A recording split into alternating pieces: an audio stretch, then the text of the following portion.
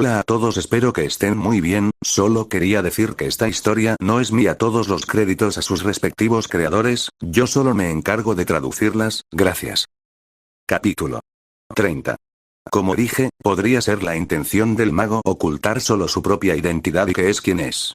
Por otro lado, quizás, el mago pretendía ocultar su propia existencia, pero, por lo que sé, el niño que vivió es muy famoso. Eso no ha cambiado. Así que quizás el mago no tenía el poder suficiente para borrar todo recuerdo de su existencia. Sin embargo, el encantamiento logró ocultar la verdadera identidad del niño que vivió. Me atrevería a decir que los más afectados serían quienes consideraban al niño simplemente, bueno, quienes no lo consideraban como el niño que vivió serían los más afectados. Bien, da igual, ¿cómo lo rompemos?, preguntó Tonks. Todavía estaba cansada y de mal humor por el largo viaje en traslador internacional. El Fidelius nunca se ha roto a menos que el guardián secreto lo haya permitido. Nadie ha roto el amuleto sin la cooperación del guardián secreto, dijo el profesor Flitwick. Entonces, ¿qué? ¿Qué opción nos queda? ¿Cómo encontramos al niño que vivió?, preguntó Tonks. Y ya puestos, ¿deberíamos siquiera molestarnos? ¿No deberíamos concentrarnos en quien tú sabes? ¿A quién le importa el niño que vivió?, dijo Moody. Es decir, si no podemos encontrarlo, quien tú sabes tampoco. Así que, sea quien sea, debería estar a salvo. ¿Por qué no nos olvidamos de él y nos concentramos en el verdadero problema, Voldemort? Y con eso, los miembros de la Orden iniciaron una discusión ruidosa y estridente que duraría horas. Dumbledore finalmente se exasperó con tanta discusión y dio por terminada la reunión. Ninguno tenía nada interesante que decir, después de todo. Tampoco sabían la verdadera razón por la que era absolutamente imperativo encontrar al niño que vivió. Ahora estaba hundido hasta las rodillas en periódicos y discos, intentando encontrar pistas sobre el niño que vivió. Por desgracia para él, el hechizo estaba funcionando a la perfección. Había muchísimas referencias al niño que vivió. Había muchos artículos que lo mencionaban, pero donde debería haber habido un nombre o incluso una simple descripción, esa información estaba oculta. No sabía si toda esa información había sido borrada de los papeles o si era solo el hechizo, lo que le impedía leerla, aunque debería haber estado justo delante de él. Incluso su rastreador, todos los encantamientos de diagnóstico que había probado indicaban que funcionaba a la perfección. Sin embargo, a sus ojos, los diales giraban al azar. Era evidente que el Fidelius impediría que alguien percibiera información que pudiera ayudar a encontrar al niño. Quizás debería abordar ese problema desde otra perspectiva.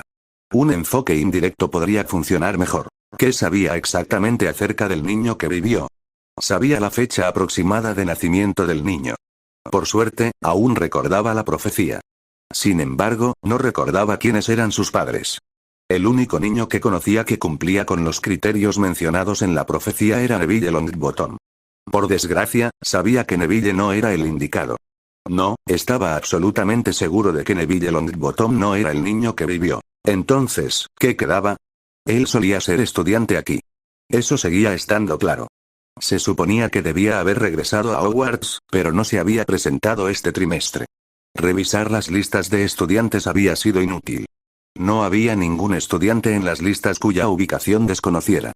Sin embargo, había algunas inconsistencias en los registros. Por ejemplo, había una nota sobre la selección de los estudiantes del año en que supuestamente se había seleccionado al niño que vivió.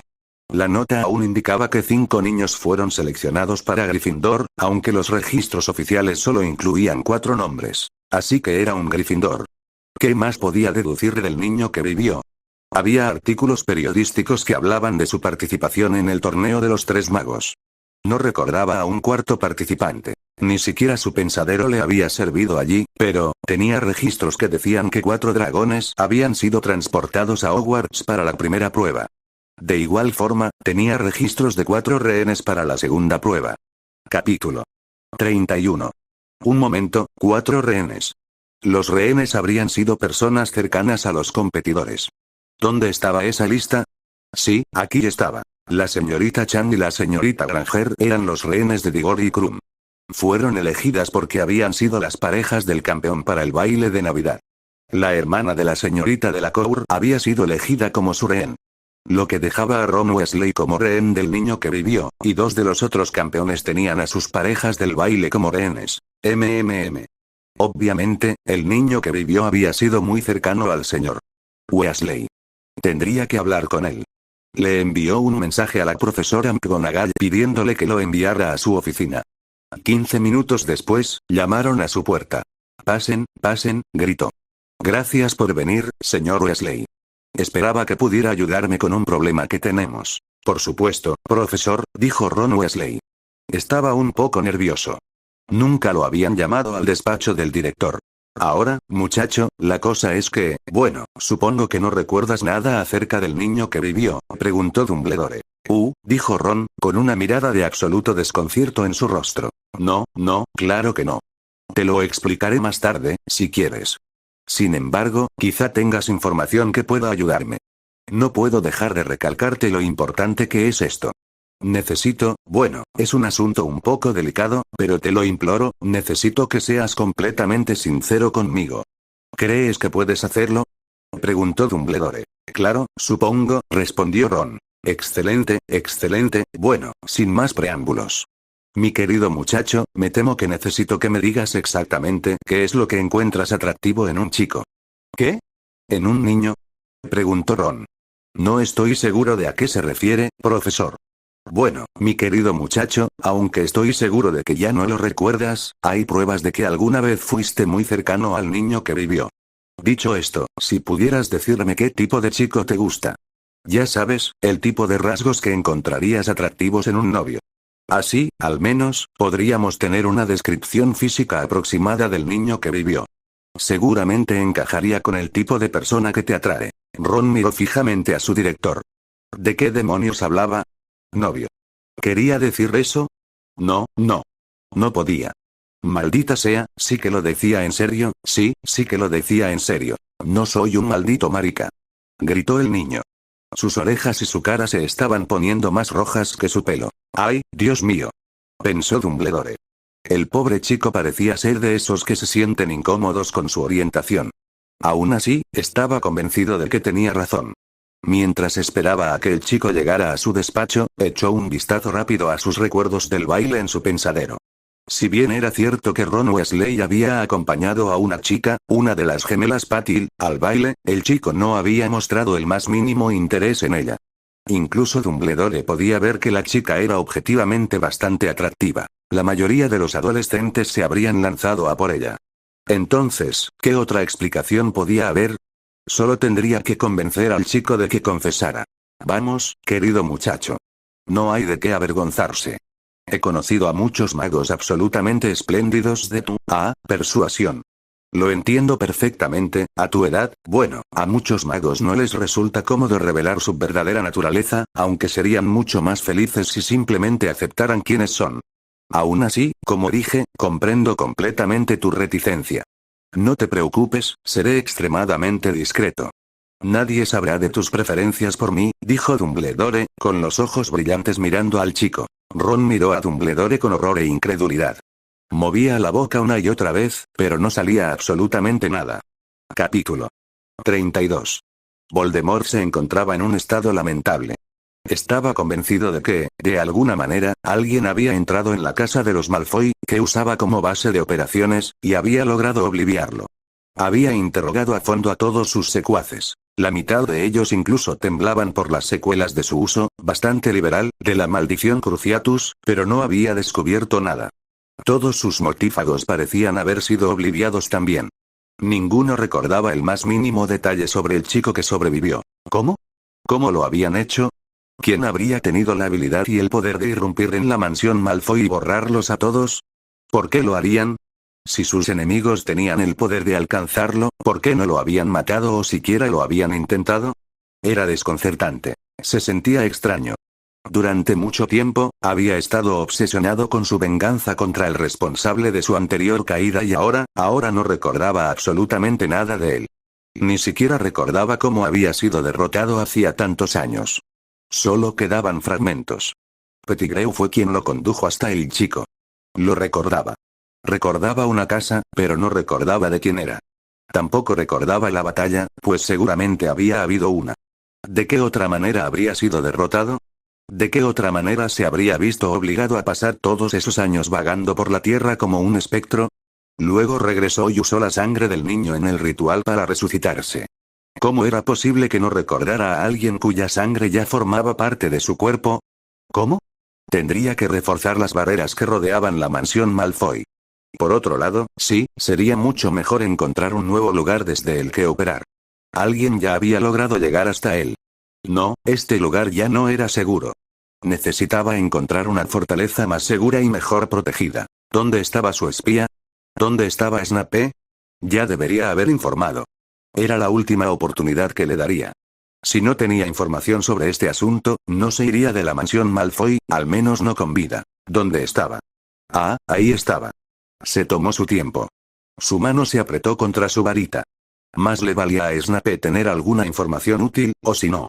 Media hora después, Voldemort observaba con furia a Snape, que se alejaba rápidamente, mientras salía corriendo de la habitación, con su túnica negra ondeando tras él. Voldemort soltó la varita, que le dolía. Había estado muy tentado de descargar sus frustraciones con Snape, pero el muy grasiento había conseguido darle información. Lo dejaría vivir por ahora, pero en cuanto ya no lo necesitara. Media hora después, Voldemort observaba con furia a Snape, que se alejaba rápidamente, mientras salía corriendo de la habitación, con su túnica negra ondeando tras él. Voldemort soltó la varita, que le dolía. Había estado muy tentado de descargar sus frustraciones con Snape, pero el muy grasiento había conseguido darle información. Lo dejaría vivir por ahora, pero en cuanto ya no lo necesitara. Maldita sea, así que el niño que vivió había logrado ocultar su identidad bajo el encantamiento Fidelio. Eso sí que era inesperado. No recordaba exactamente cuándo había sucedido, pero recordaba vagamente haberlo encontrado una vez. Recordaba ni siquiera haber podido ver la casa que había ocultado el encantamiento hasta que el guardián del secreto le reveló el secreto. ¿Había sido la misma casa a la que Pettigrew lo había llevado? ¿Por qué no recordaba los detalles? ¿Y si? ¿Y si el niño que vivió fuera invisible de la misma manera? Podría estar en cualquier lugar. Maldita sea, podría ser cualquiera. Podría acercarse a él en la calle y nadie de su gente podría verlo. Lo primero que sabrían sería cuando les lloviera la sangre de su cabeza explosiva. Pronto tendría que preparar otra fortaleza. No podía quedar expuesto así. Si el chico supiera dónde estaba, no, el maldito chico, podría sorprenderlo en cualquier momento. Tenía que protegerse. Voldemort seguía paseándose por la habitación, mirando con miedo los rincones mientras caminaba. Más protecciones. Eso era lo que necesitaba. Muchas más protecciones. Capítulo 33. Harry Potter necesitaba un nombre nuevo. Inicialmente había planeado simplemente cambiar su apellido, pero descubrió que el encantamiento Fidelius ni siquiera le permitía presentarse como Harry. Así que allí estaba, encerrado en otra casa cuyos dueños se habían ido de vacaciones, intentando encontrar un nombre medianamente decente. Ya tenía una larga lista escrita en el papel que tenía delante, pero no estaba contento con ninguna. Golpeaba el bolígrafo a un ritmo entrecortado mientras miraba a su alrededor, sin fijarse demasiado en su entorno, por lujoso que fuera. Aunque aún tenía dinero de sobra para pagar habitaciones de motel, le había resultado más fácil que Dobby encontrara una casa donde los dueños estuvieran de vacaciones. Así no tenía que lidiar con ningún empleado de motel ni responder a preguntas sobre por qué un joven como él viajaba solo. Dobby era bastante bueno encontrando casas vacías temporalmente y, por alguna razón, parecía encontrar muchas casas de playa. La que Harry se alojaba en ese momento estaba en Malibú y era extremadamente cómoda. Había algunos amuletos de no me mires por toda la propiedad y ni siquiera tenía que preocuparse por los vecinos. Barry Topper, Cotter, Barry Trotter, Barry Allen. Pensó. No, Barry, no me parece bien. Larry, no, Larry me recuerda a los vecinos de arriba, por alguna razón. Perry, White. Perry Mason. Maldita sea. Encontrar un buen nombre es dificilísimo. Tal vez debería simplemente usar algo como John Smith o eso sonó demasiado como un alias. Quizás podría imitar a Voldemort y crear algún tipo de anagrama. ¿Qué tipo de anagrama podría formar de Harry Potter? ¿Atiporrer? ¿Partierre Otter? ¿Parry Otter? ¿Ratty Roper? Dios mío, ¿qué le pasaba? ¿Ratty? ¿En serio? Quizás el aislamiento lo estaba afectando. Bueno, empezaría a salir más cuando aclarara su identidad. Necesitaba un nombre para presentarse. Una vez que lo tuviera, iría a Disneylandia. Sí, primero Disneylandia, luego Universal y SeaWorld y todo lo que pudiera. Pero, primero lo primero, necesitaba un nombre y la documentación que lo demostrara. A su edad, solo necesitaba un certificado de nacimiento y algunos registros escolares. Ambos eran fáciles de falsificar con magia. Introducirlos en el sistema no fue tarea fácil, pero creía que aún era bastante factible. Harry había pasado varias semanas cubierto por su capa de invisibilidad, merodeando por oficinas de registro del condado, hospitales y escuelas, y sabía que era perfectamente capaz de colarse en las oficinas pertinentes y colocar sus registros falsos. Al menos las versiones en papel eran fáciles. Harry ya había conjurado copias de antiguos certificados de nacimiento y registros escolares que había rescatado de varios archivadores. Crear copias era facilísimo si conocías algunos hechizos. Con encantamientos de duplicación y un poco de transfiguración, tenía un juego completo de registros en papel, listos para que le insertaran su nuevo nombre. Los registros informáticos serían más difíciles. Harry, tras haber pasado los últimos años en una escuela donde no había ni un solo aparato electrónico que funcionara, no sabía absolutamente nada de ordenadores. Incluso su antigua escuela Muggle apenas había cubierto lo básico con ellos y había olvidado casi todo lo que había aprendido entonces. Aún así, fisgoneando en las oficinas gubernamentales, había conseguido aprender algunas cosas. Descubrió que había un administrador de EB que gestionaba los registros informáticos. Así que, al menos en teoría, este administrador de EB podría introducir los datos en los ordenadores. La pregunta era, ¿cómo conseguir que este administrador de EB lo hiciera? La maldición imperiosa habría sido la opción obvia, y aunque Harry la había visto demostrada el año anterior por el falso Modi, no se sentía cómodo ejecutando algo clasificado como una maldición imperdonable. No lo haría a menos que se le agotaran las demás opciones. Ahora mismo, la mejor opción parecía ser un encantamiento de compulsión.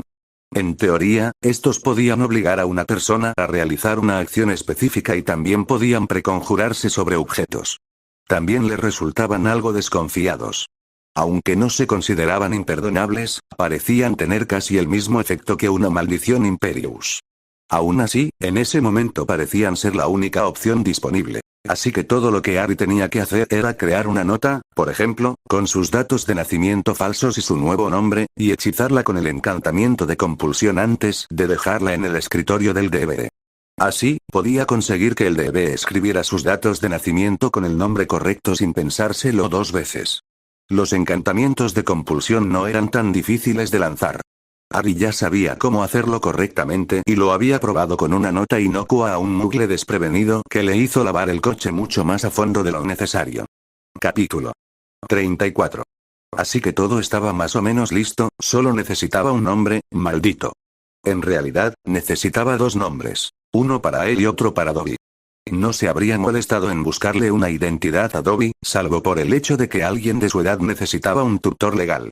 Probablemente podría falsificar algunos registros de su emancipación, pero aún tendría que lidiar con problemas como que los caseros no estuvieran dispuestos a alquilar apartamentos a adolescentes de 15 años. No, sería más fácil si Dobby tuviera la identidad de un hombre mayor, probablemente alguien que pudiera ser el padre de Harry. Así, a servicios sociales nunca se le ocurriría preguntar por el chico de 15 años que vivía solo. No, solo verían a un padre soltero y a su hijo. Incluso había conseguido una pulsera con un amuleto de glamour en una de las muchas tiendas de magia que había por todo Estados Unidos. Dobby solo tenía que ponérsela en el brazo y, listo. Todos verían a un hombre de mediana edad. ¿Qué demonios? Incluso empezaría a sonar como un hombre de mediana edad, aunque con una forma de hablar bastante peculiar y tendencia a referirse a sí mismo en tercera persona. El único problema real de necesitar una identidad adulta para Dobby era que también tendría que crear registros fiscales falsos. Aún así, eso tampoco debería ser muy difícil. Una vez que tuviera los certificados de nacimiento, los registros fiscales no deberían ser mucho más difíciles. Solo otra oficina gubernamental a la que acceder, y eso era ridículamente fácil si poseías una capa de invisibilidad y conocías el encantamiento para desbloquearlos. Los registros bancarios probablemente serían más difíciles, pero con un poco de suerte no los necesitaría. Una vez que aclarara su identidad, se matricularía en uno de los institutos locales. En ese momento, no tenía la menor intención de volver al mundo mágico, así que recibir una educación Muggle de verdad sin duda le vendría mucho mejor. Un juego completo de expedientes académicos y transcripciones falsos también estaba listo, esperando a que se insertara su nombre. Con ellos, debería ser fácil ingresar en uno de los institutos locales como estudiante de intercambio. Solo necesitaba ese nombre. Le gritó a Dobby, que estaba ocupado acicalando a Hedwig. Oye, Dobby, ¿podrías dejar de molestar a Hedwig? No creo que necesite que le pulan tanto las garras. Quería preguntarte cuál te gustaría que fuera tu nombre falso. ¿Qué tal algo como Roberto llámame Dobby el Fuzzine? ¿Podríamos ser italianos? No, sí, supongo que no, el Fuzzine suena a que podría ser algún tipo de pasta. Quizás Dobby podría ser un apellido. Algo como, Dobbins. ¿Qué te parece? Tú podrías ser Bob Dobbins y yo Jim Dobbins. Jim Dobbins, ¿qué te parece? Uno de los eventos decisivos en la historia del mundo mágico británico comenzó de forma bastante sencilla. Comenzó con una conversación sencilla. Una conversación que una joven bruja llamada Lavender Brown tuvo con una de las chicas que compartían su dormitorio. Lavender había entrado en el dormitorio para dejar sus libros después de terminar las clases, y se sorprendió al ver a Hermione Granger con aspecto perdido y desconsolado en su cama. Lavender, aunque nunca había sido muy cercana a Hermione, no era de las que dejaban sola a alguien que parecía tan alterada. Los demás en la escuela podrían haberla llamado chismosa o desdeñosa con su inteligencia, pero nadie la habría llamado jamás mezquina. Así que, por supuesto, lo primero que hizo fue correr al lado de Hermione para intentar consolarla. «Oh, Hermione», exclamó. «¿Qué ocurre? ¿Es Ron? ¿Estás molesta por todo esto? ¿Sabes? ¿Ron?», preguntó Hermione sorprendida. «No, ¿por qué iba a estar molesta por él? Oh, debería haberlo sabido. ¡Qué tonta! Obviamente, debiste saberlo desde siempre. Con razón son tan buenas amigas. El semanario de brujas dice que todas las chicas deberían tener uno, ¿sabes? El mes pasado publicaron un artículo que decía que son las mejores amigas. Dime, ¿se le dan bien las compras? Ah, pero debe tener un ojo excelente para la moda. Eso explica incluso su túnica en el baile. Deberíamos habernos dado cuenta de que debía estar haciendo una declaración de estilo audaz», balbuceó Lavender. Hermione estaba confundida. ¿De qué demonios estaba hablando la chica? ¿Sabes? No sé por qué todos se sorprenden tanto después de todo. Debería haber sido obvio después de cómo trató a Padma en el baile de Navidad. ¿Sabes?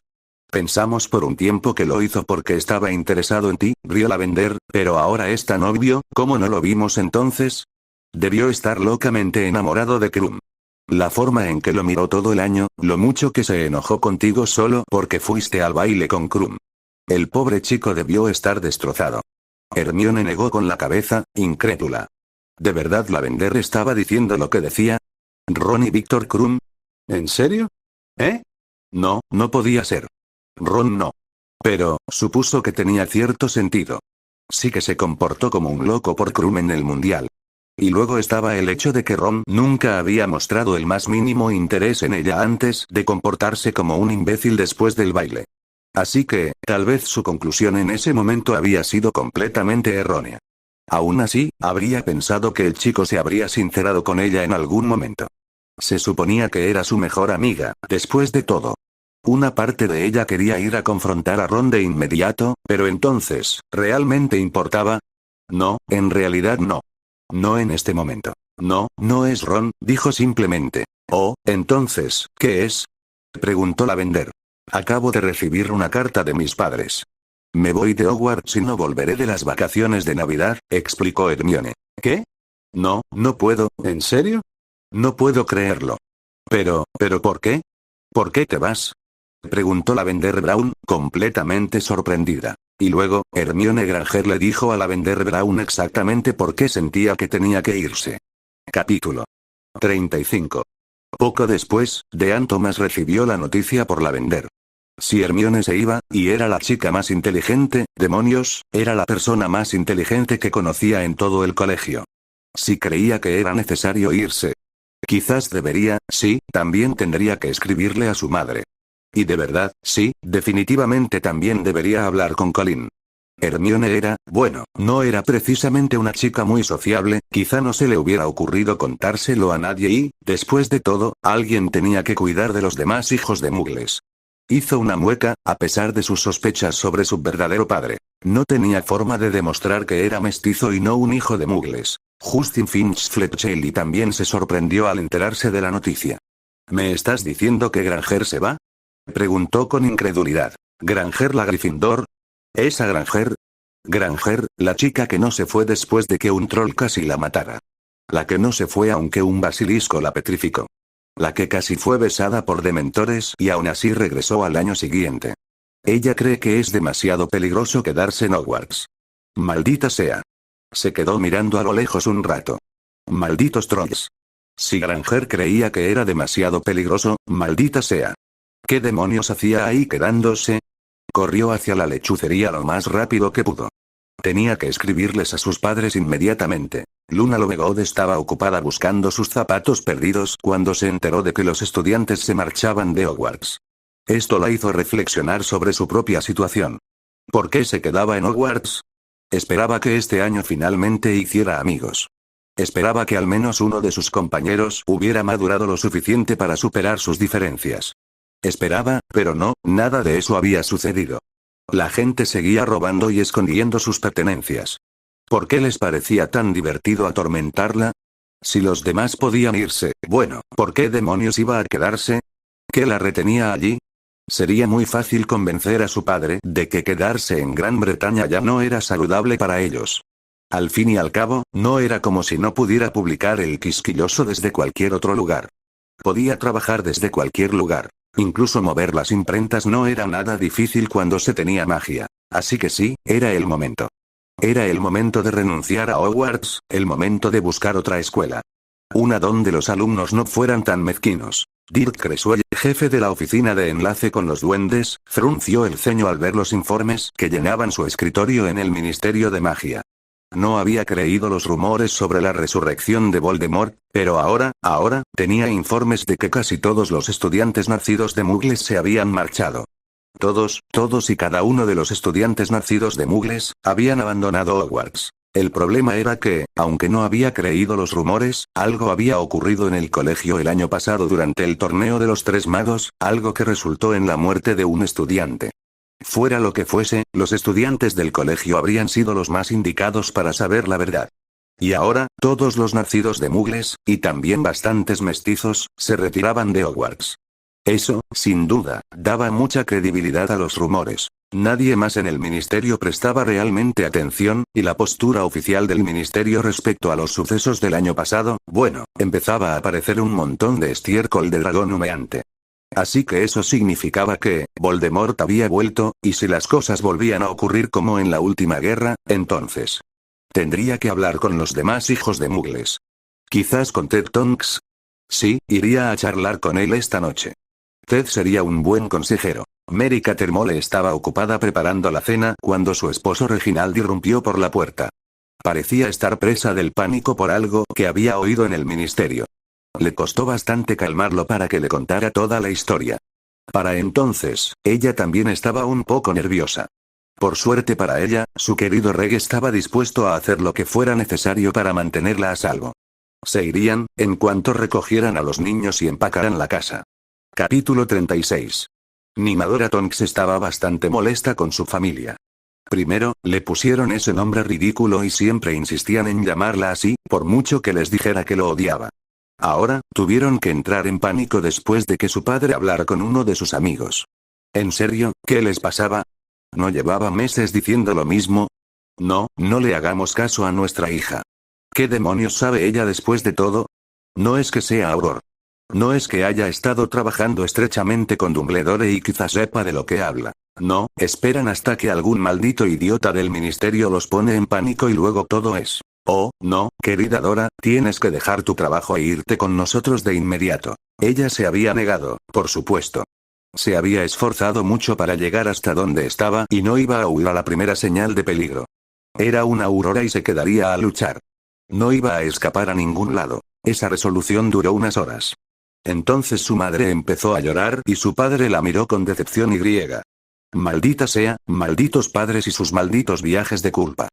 Terminó de meter sus últimas pertenencias en el baúl.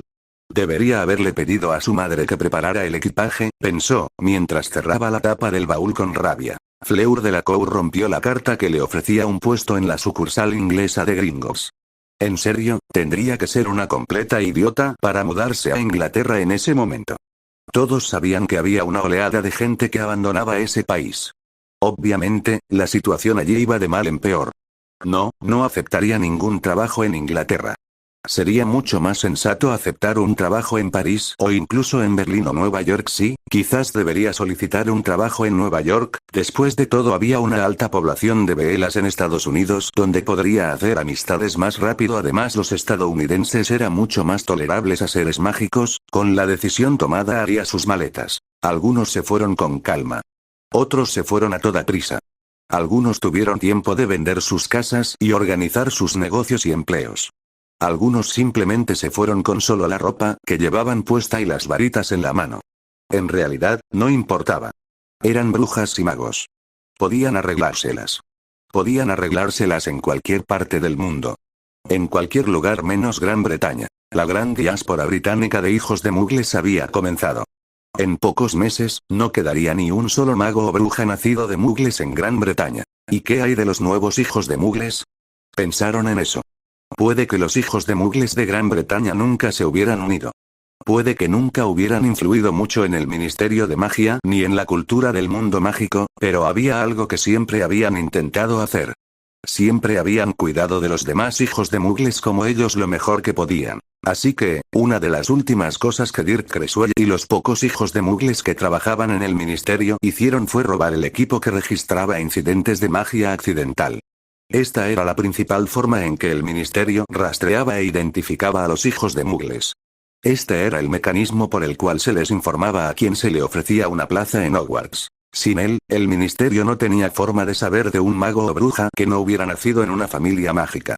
El equipo era antiguo y antiquísimo. Había sido creado hacía siglos. Se necesitarían años de arduo trabajo y esfuerzo por parte de los mejores investigadores del ministerio antes de poder encontrar un reemplazo. ¿Valdría la pena ese esfuerzo en un ministerio dominado por sangre pura? Cada pocos años después, representantes de los hijos de mugles que habían abandonado Gran Bretaña regresaban clandestinamente a Gran Bretaña y contactaban discretamente con las familias de los nuevos hijos de mugles. Ni siquiera era tan peligroso como parecía, ya que viajaban por medios mugles y el ministerio no tenía forma de rastrear el transporte mugle. Se contactó a las familias y se les informó discretamente de la situación y el peligro que corrían. Se les ofreció ayuda con la reubicación, la búsqueda de nuevos empleos, alojamiento y escuelas para sus hijos mágicos. Como era de esperar, todos pronto estarían en un avión saliendo de Gran Bretaña. La gran diáspora británica de hijos de mugles comenzó con una simple conversación entre dos brujas adolescentes. Capítulo 37. Dumbledore hundió la cabeza dolorida entre las manos. ¿Por qué? Preguntó lastimeramente. ¿Por qué se van? Preguntó a la sala. Estaba llena de profesores y personal de Hogwarts, casi todos excepto Umbridge, quien por suerte estaba en el ministerio. Alguien resopló. A Dumbledore no le importaba mucho quién fuera en ese momento. A decir verdad, prefería no saberlo. ¿De verdad necesitas preguntar, Albus? Preguntó la profesora McGonagall. ¿Qué creías que pasaría? Fuiste tú quien se levantó en el gran comedor y anunció que quien tú sabes había vuelto. Me sorprende que tardarán tanto en decidir irse. Pero, farfulló Dumbledore. Esa no es razón para irse de Hogwarts. Seguro que los niños saben que aquí están a salvo. McGonagall resopló con incredulidad. Esos niños vieron a Cedric Diggory muerto en el campo de Quidditch el año pasado. Me temo que ya nadie cree en tus promesas sobre la seguridad de Hogwarts, Albus. Quizás si les hablara. ¿Crees que podría convencerlos de que se queden? Preguntó Dumbledore, con tono algo lastimero. Lo dudo, respondió Flitwick. Tu reputación con ellos ha sufrido bastante en los últimos años. O sea, ha sido una cosa tras otra, ¿no? Tuvimos un basilisco petrificando a los estudiantes. Dementores invadiendo el campo de Quidditch y el expreso de Hogwarts. Sirius Black entrando y saliendo como si fuera el dueño del lugar. El asesinato de Diggory. El problema es que ninguno de ellos te ha visto hacer nada para protegerlos. Los hijos de mugles, en particular, no confían en ti, no después de cómo fueron atacados durante el fiasco de la Cámara de los Secretos. Creen que mantener el colegio abierto durante ese tiempo los puso en un riesgo innecesario. No ayudó que solo vieran que se tomaron medidas después de la desaparición de la señorita Weasley. Creen que eso demuestra la flagrante indiferencia del personal por el bienestar de cualquiera que no sea sangre pura. Levantó una mano para protegerse de las furiosas negaciones de Dumbledore. Sus palabras, Albus, no las mías. Por los rumores que he oído, no solo se trata de los estudiantes de Hogwarts. Hijos de muggles de toda Gran Bretaña se están marchando, dijo la profesora Sprout con cierta tristeza. Todavía no puedo creerlo. ¿Por qué? ¿Por qué? Es decir, incluso en el apogeo de la última guerra contra Voldemort, la gente se quedó. Se quedaron y lucharon, dijo Dumbledore. La última vez fue diferente, Albus, dijo Flitwick. La última vez, el ministerio estaba haciendo algo. Tenían aurores luchando contra Voldemort. La gente tenía la esperanza de que lo derrotaran. Ahora saben que ha vuelto y saben que nadie, ni una sola persona, está haciendo nada al respecto. ¿Por qué se quedarían? ¿Qué sentido tendría esperar? Creo que convencer a los nacidos de muggles para que se queden es una causa perdida. Ese barco en particular zarpó hace mucho tiempo. Lo que tenemos que hacer ahora es encontrar la manera de mantener Hogwarts abierto. Tal como están las cosas, no estoy segura de que tengamos los fondos para seguir abierto el año que viene, dijo McGonagall. Seguramente te equivocas, Minerva. Los nacidos de muggles solo representan el 20% del alumnado. Podemos soportar una reducción del 20% en las cuotas. Quizás tengamos que apretarnos el cinturón aquí y allá, pero seguro, ¿no podemos? Preguntó Dumbledore. ¿No lo has pensado bien, Albus? Sí, hasta ahora la mayoría de los hijos de muggles se han retirado de Hogwarts, pero los mestizos representan otro 40% del alumnado. La mayoría también se marchará pronto. No podremos permanecer abiertos el año que viene, no con una reducción del 60% en las cuotas estudiantiles, dijo McGonagall. Seguro que los mestizos se quedarán, dijo Dumbledore. Nunca han sido tan discriminados y griega. Y nada de eso importa en lo más mínimo, Albus, interrumpió McGonagall. Olvidas una cosa. ¿Qué es un mestizo? Es alguien con un hijo de muggles o un padre muggle.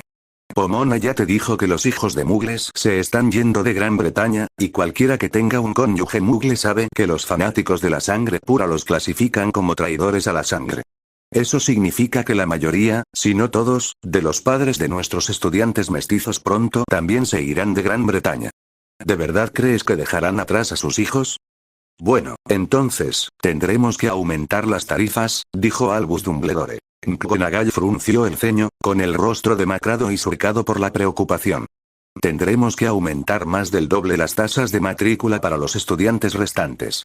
Desafortunadamente, eso significa que algunos padres no podrán pagar, lo que significa que más estudiantes abandonarán la escuela, lo que significa que las tasas volverán a subir. La única manera de que podamos seguir abiertos es si el ministerio accede a subvencionarnos.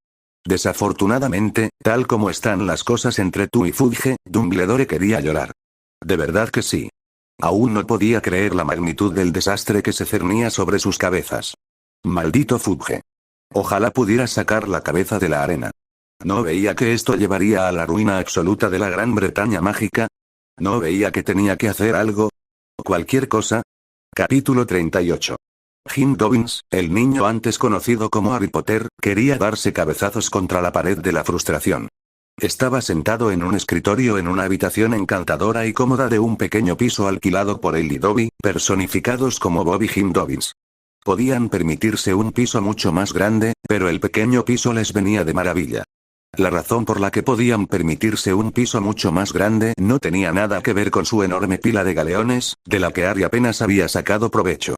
No, tenía que ver con una pequeña idea que Harry tuvo un día cuando se topó con una venta de garaje.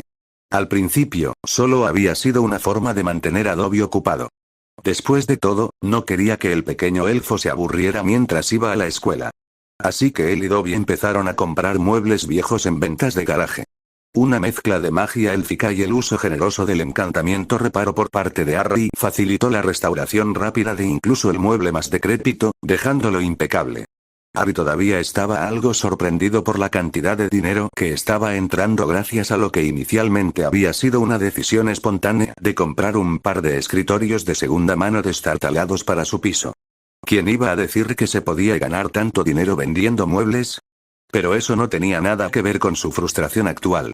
No, estaba frustrado porque su escritorio estaba cubierto de libros. De hecho, su escritorio crujía bajo el peso de docenas y docenas de libros de texto. Ponerse al día con una educación no mágica después de 4 años en Hogwarts no estaba resultando fácil.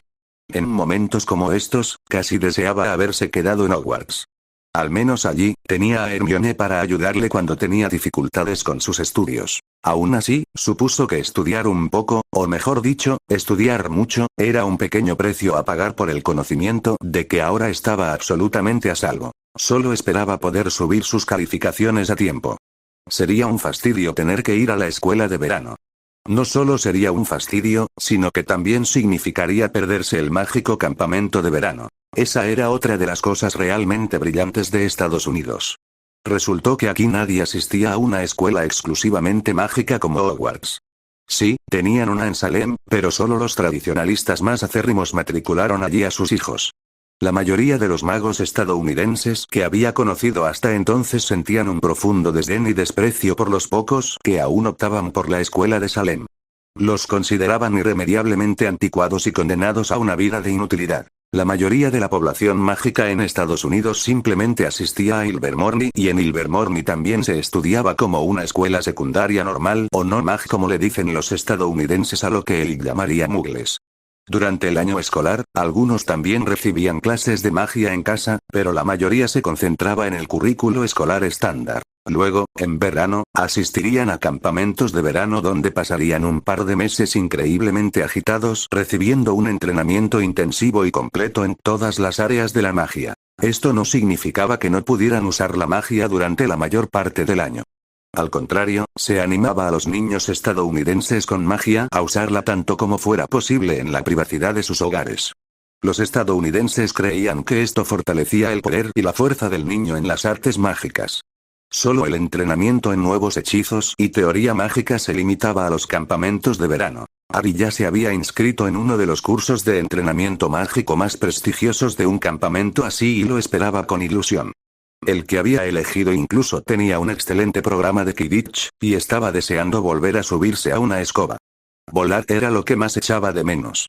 Había probado el surf como alternativa y había descubierto que coger una ola en una tabla era tan bueno como volar en cuanto a adrenalina. Ahora, si tan solo pudiera mantenerse en la tabla más de 10 segundos seguidos. Capítulo 39. Hermione se reclinó en su silla y se deleitó con el calor del sol. Eso era lo mejor de venir a Australia, pensó. Habían salido de Inglaterra en pleno invierno, pero aquí, en el hemisferio sur, era verano. Cierto, eso no siempre significaba mucho en Melbourne, donde el clima era notoriamente voluble. Las 4 estaciones en un día, era la frase que había oído repetir a innumerables australianos. Incluso parecían orgullosos. Aún así, el tiempo de hoy era absolutamente encantador y acababa de curiosear en una maravillosa librería de St. Kilday estaba terminando su visita a una de las muchas pastelerías que bordeaban la calle Auckland. Incluso Hermione, hija de 2 dentistas, no pudo resistirse a probar una de esas rebanadas de pastel con un aspecto increíblemente delicioso. Todavía no podía creer lo diferente que eran las cosas en Australia. No había forma de esconderse en un callejón al que solo se podía acceder a través de un pub sórdido. No, aquí los magos y brujas vivían entre la población normal no mágica. Incluso la librería, que tenía una de las mejores colecciones de libros mágicos que jamás había visto, había sido una auténtica revelación.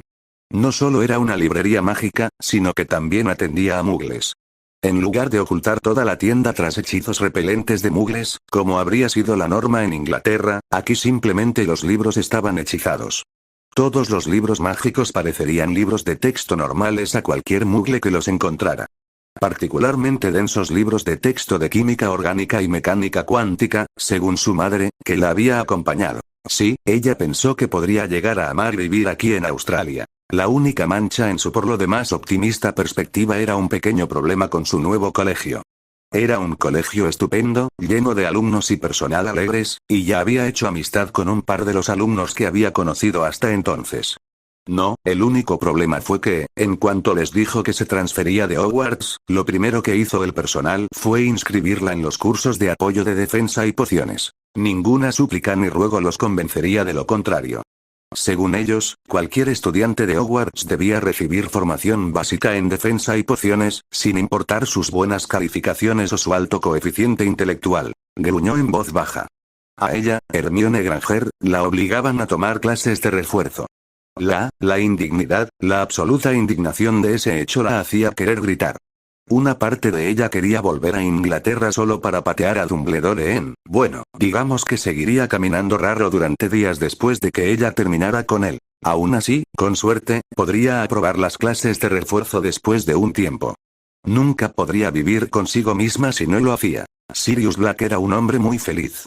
El clima era realmente maravilloso, el sol brillaba en un cielo despejado y el mar tenía ese tono azul iridiscente increíblemente encantador que solo se encuentra en estas partes del mundo. Tenía un mojito delicioso en la mano y su silla de playa, en la que acababa de acomodarse, tenía una vista perfecta de un grupo de chicas en bikini que jugaban un animado partido de voleibol. La vida no podía ser mejor que esto. Acababa de pedir otro mojito cuando vibró el espejo de su bolsillo. Sonrió ampliamente para sí mismo. Parecía que, de hecho, las cosas estaban mejorando. La pequeña trampa que había tendido en el ministerio antes de irse de Inglaterra acababa de activarse. Meses atrás, un gran perro negro se había colado en el ministerio y había llegado al salón de las profecías. Sirius resopló al recordar lo ridículamente fácil que había sido.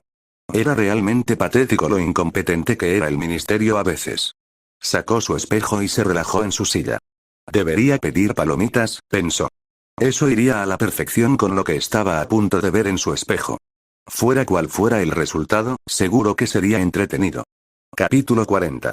Voldemort estaba extasiado, bueno, una parte de él lo estaba. El resto seguía furioso por verse obligado a encargarse de ese trabajo. Aún así, lo había hecho. Él y sus mortífagos habían conseguido colarse en el ministerio sin ser detectados. Seguía increíblemente molesto por la incompetencia de sus secuaces. Malditos fueran por no haber podido recuperar una pequeña profecía. Si hubieran sido más competentes, no se habría visto obligado a venir aquí. Aún así, eso ya no importaba. Estaba aquí ahora y pronto descubriría el contenido completo de la profecía. La profecía que había sido la razón de su caída hacía tantos años. La profecía cuyo significado aún no había descubierto por completo. Pronto lo sabría, descubriría lo que le deparaba el futuro. Entonces no habría nada ni nadie que pudiera detenerlo. Gobernaría Britania y aplastaría a sus enemigos hasta convertirlos en polvo. Se deslizó en silencio junto a altísimos estantes cubiertos de pequeñas esferas de cristal polvorientas. Brillaban tenuemente a la luz que emanaba de más candelabros colocados a intervalos a lo largo de los estantes. Al igual que los de la sala circular por la que había pasado antes, sus llamas ardían con un azul intenso. La habitación estaba muy fría. Miró al final de la fila más cercana. Bajo el brazo de velas azules que sobresalía, brillaba la cifra plateada del 53. No mucho más lejos, pensó. La profecía que buscaba estaba en la fila 97. Finalmente, llegó a la fila que buscaba y la recorrió a grandes zancadas, observando las diminutas etiquetas amarillas al pasar. Entonces lo encontró, allí estaba, justo en el estante. Leyó la etiqueta amarillenta pegada al estante, justo debajo de la polvorienta bola de cristal.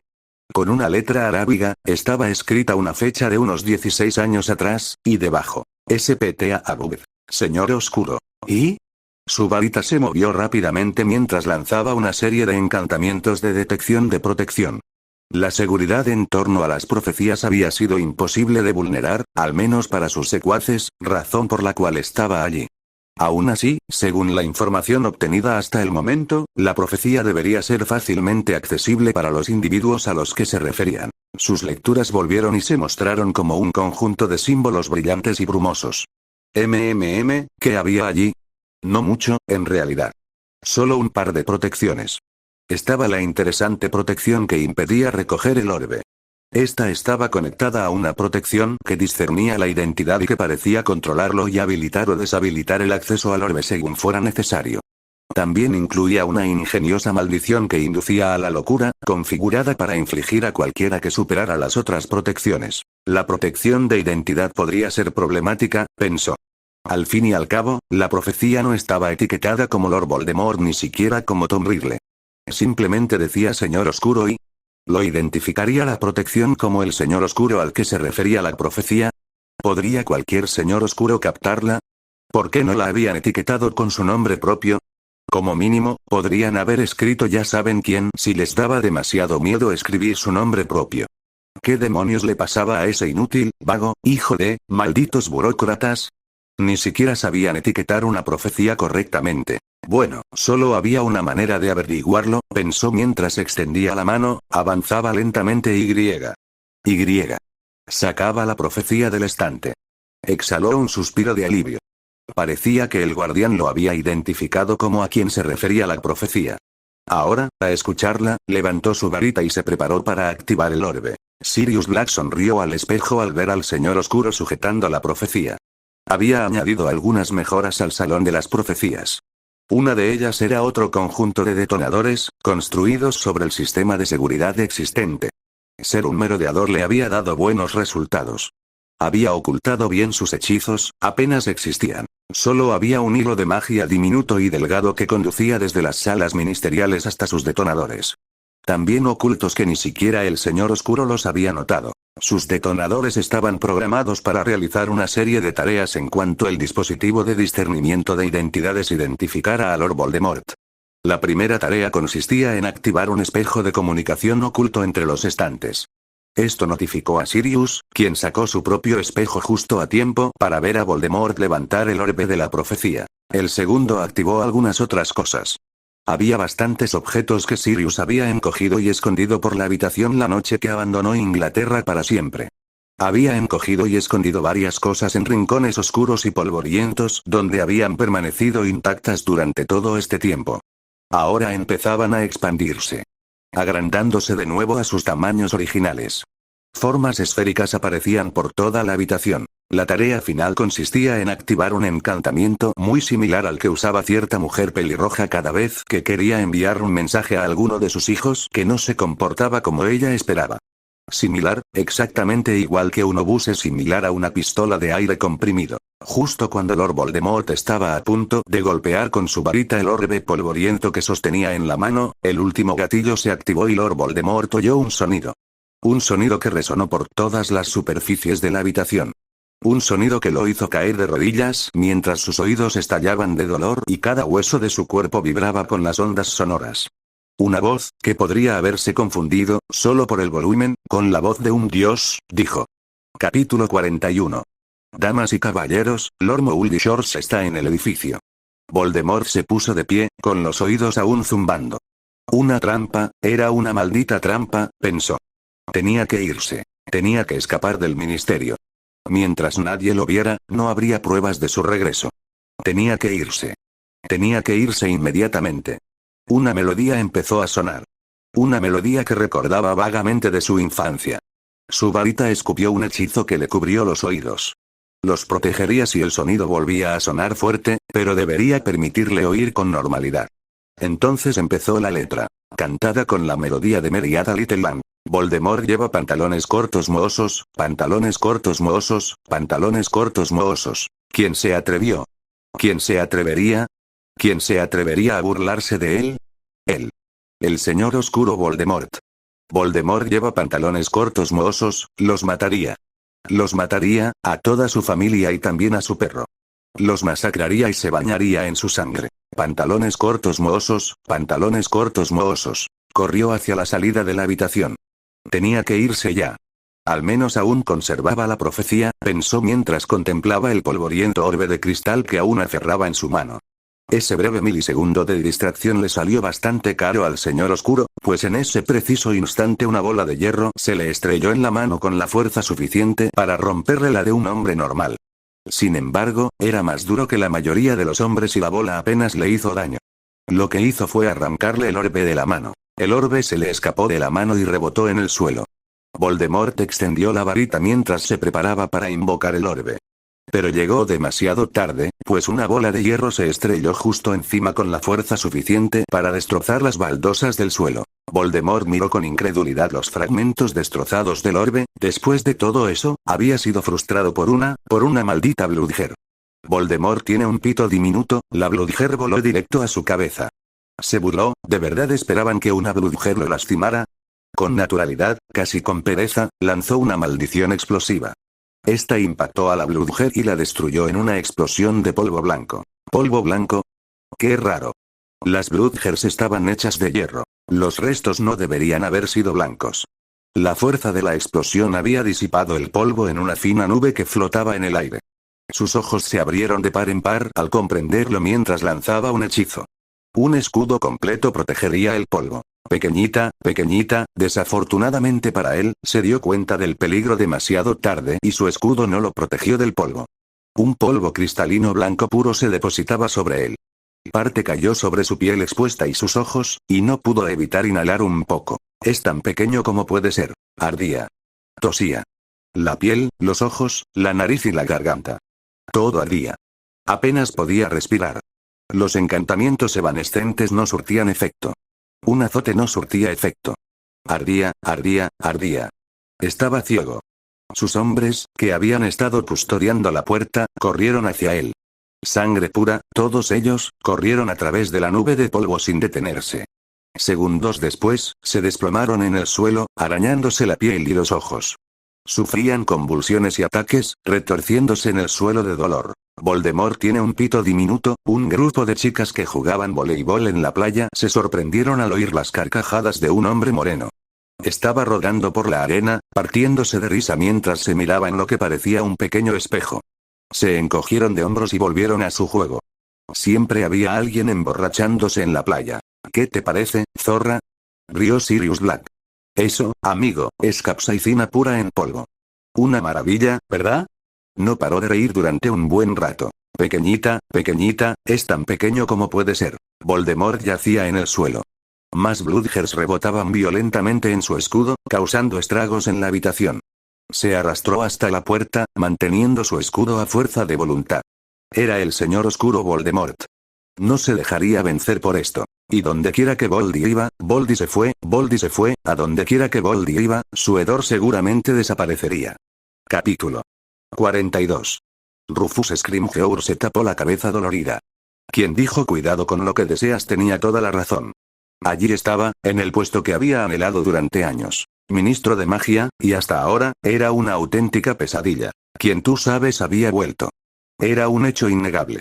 Decenas de personas lo habían visto huyendo del ministerio. Sus hombres, marcados como mortífagos, habían sido encontrados incapacitados en el Salón de las Profecías. Testigos habían visto a Bellatrix Lestrange ayudándolo a escapar. No había duda. Voldemort había vuelto. A Fudge lo echaron a patadas de inmediato. El Wizengamot convocó una sesión de emergencia y logró aprobar una audiencia de destitución en tiempo récord. No había nada más que hacer. Después de todo, el muy cretino había insistido todo el año en que Voldemort no había vuelto. Incluso había sido cómplice de ocultar pruebas que demostraban su regreso. Bueno, en cuanto la situación se calmara, se aseguraría de que Fudge pagara. Ah, sí, Cornelius Fudge lo pagaría caro. El edificio del ministerio estaba totalmente inutilizable. Las paredes aún resonaban con una canción horrible sobre Voldemort. Quienquiera que la hubiera hecho era un loco de remate. ¿Quién podría inventar 120 versos diferentes, que ya habían contado? Todos pueriles e insultantes para Voldemort. Solo alguien que estuviera realmente loco. Luego estaba ese polvo blanco venenoso. Estaba por todas partes. Parecía haberse originado en el departamento de misterios, pero se había colado en el sistema de ventilación y ahora estaba por todas partes, en todas las habitaciones, en el aire, en todas partes. Había sido tratado o hechizado para que fuera resistente a los hechizos de desaparición y limpieza, así que todos los esfuerzos de limpieza habían sido completamente inútiles hasta el momento. Solo tenía como muestra a una docena de conserjes en San Mungo, recibiendo tratamiento por erupciones cutáneas e irritación ocular, lo que acumulaba facturas médicas. Los inefables estaban trabajando en ello, pero ya habían enviado un informe indicando que pasarían meses antes de que las oficinas del ministerio volvieran a estar operativas. El problema, por supuesto, era que nada de eso tenía sentido. ¿Por qué había estado Voldemort en el ministerio? Nadie parecía saberlo.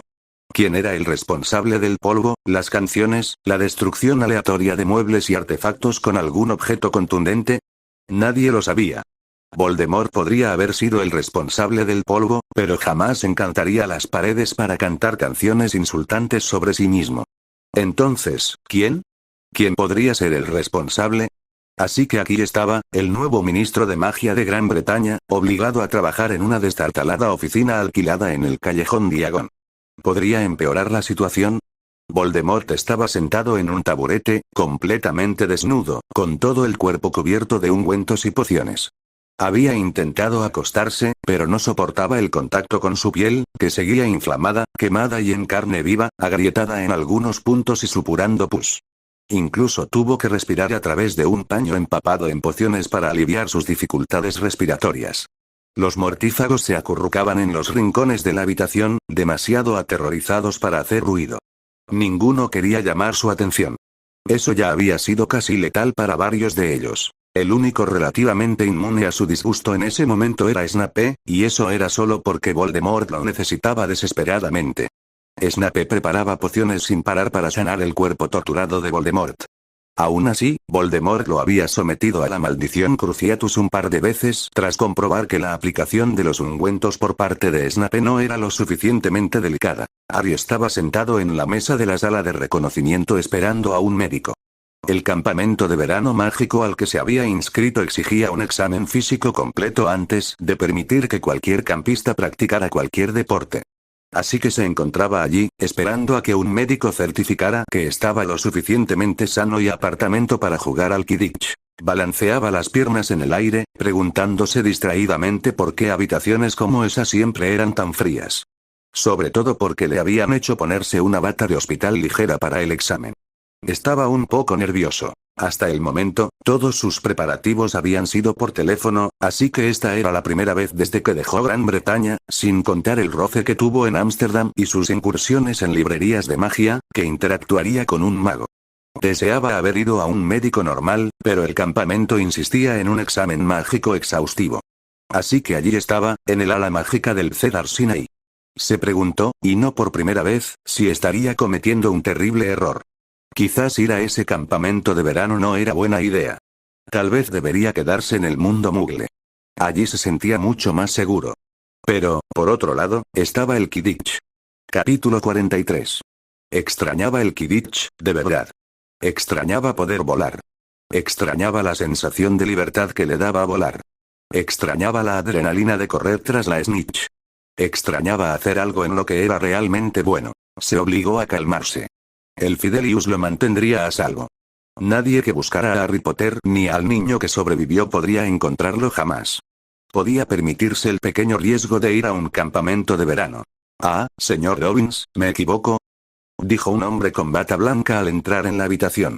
Soy el Dr. Hancock. Encantado de conocerlo, señor, dijo Harry. Veo que estás aquí para un examen físico completo. ¿Lo necesitas para el campamento, eh? Bien, bien. ¿Y qué deporte practicas? Preguntó el Dr. Hancock alegremente. Quidditch, señor, respondió Harry. Ah, Quidditch, nunca me gustó. Siempre preferí Quoddpot.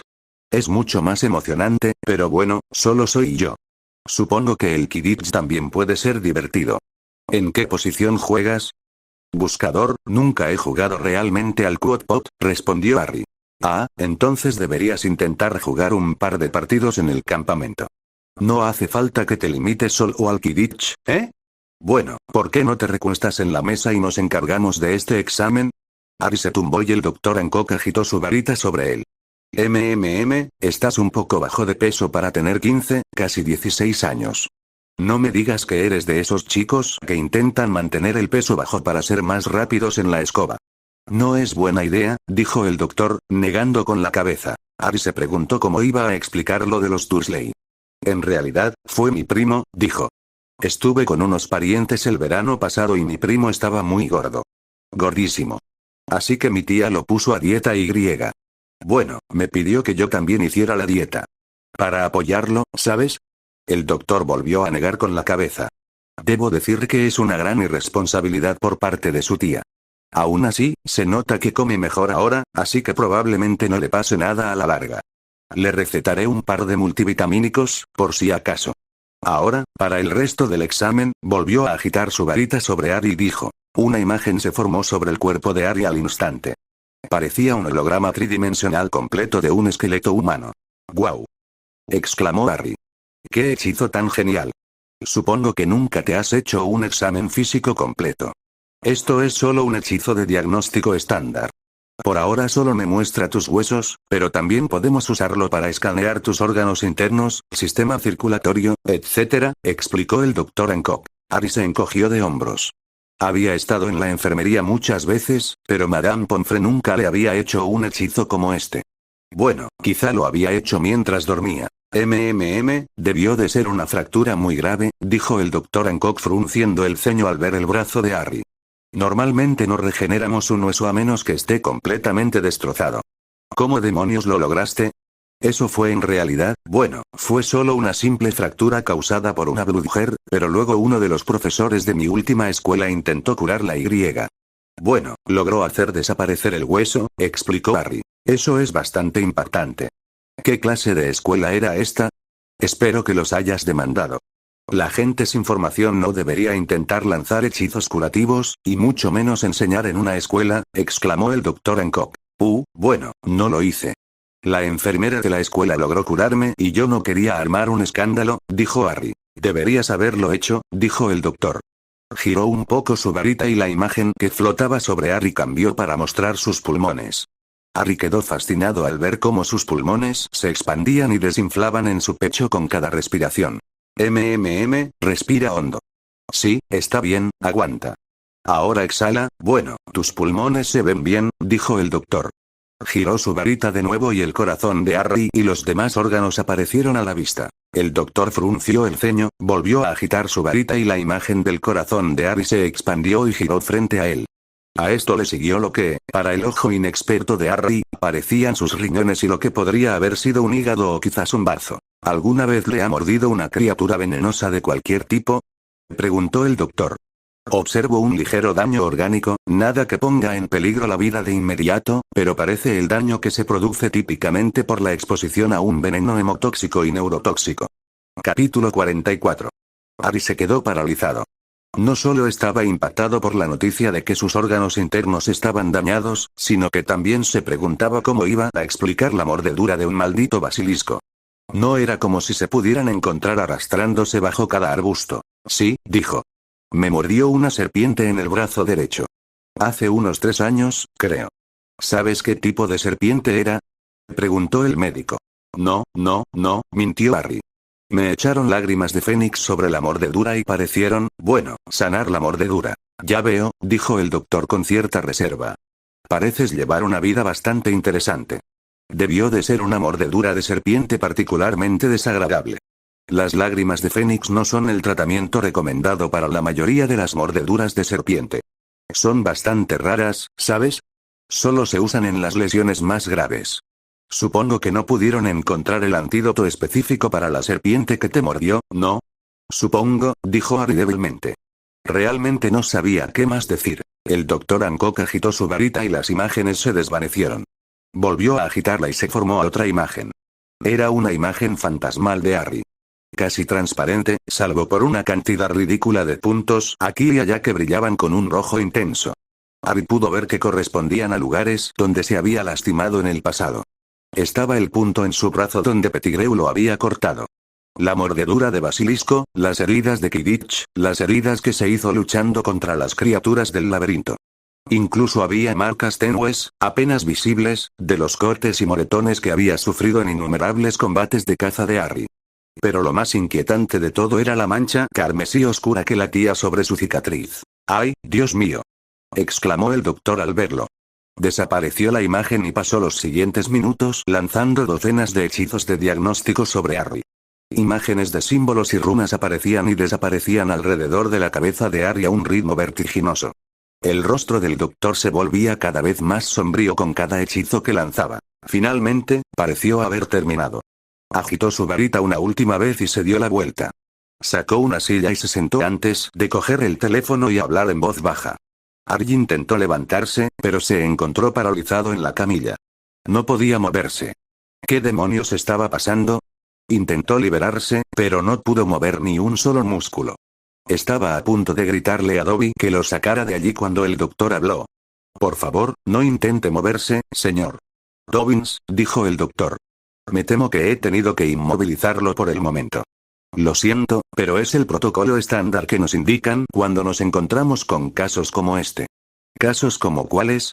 Gritó Harry. Bueno, la buena noticia es que puedo llamarte Jim, ¿no? La buena noticia es que no hay de qué preocuparse. Tenemos un especialista en nuestro equipo. Él podrá curarte enseguida. ¿Arreglar qué? Preguntó Harry, presa del pánico. El doctor Hancock agitó su varita y Harry sintió el pulso relajante de un hechizo tranquilizador mientras lo invadía. Parece ser víctima de una posesión. Dime, ¿alguna vez has estado en una zona con muchos fantasmas? Preguntó el doctor Hancock. Posesión. ¿Qué? No puedo, ¿por qué no puedo moverme? Preguntó Harry. Me temo que es el protocolo habitual, señor Dobbins. Verá, en la mayoría de los casos de posesión, el espíritu contraataca si se siente amenazado. No podemos permitir que le haga daño, ¿verdad? Así que es mejor que lo mantengamos inmovilizado. Como le preguntaba antes, ¿ha estado alguna vez cerca de espíritus? Mi antiguo colegio. Tenía docenas de fantasmas, pero nunca le hicieron daño a nadie, que yo sepa. Incluso fui una vez a una fiesta de cumpleaños. Pero, había un profesor, en mi primer año en Hogwarts, que estaba poseído por el espíritu de Bo, por el espíritu de un mago malvado. Murió. Eso es lo que me va a pasar. No, Jim. Por favor, cálmate. Ya le envié un mensaje al doctor Patil. Es nuestro especialista residente para casos como este. Te lo sacará enseguida, en un santiamén. Solo necesitamos la autorización de nuestro decano de medicina. En casos como estos, creemos que no se requiere el permiso del paciente, ya que en la mayoría de los casos su espíritu interior no se lo permite. Así que te lo sacaremos en cuanto el decano lo apruebe. Ahora que lo pienso, probablemente podría pedirle permiso a tus padres. Lo siento, debería haberlo pensado. Nunca he tenido un caso de posesión de menores. Bueno, la verdad es que nunca he llevado un caso de posesión, pero... Te doy mi permiso. Gritó Harry frenéticamente. Sácalo. Sácalo.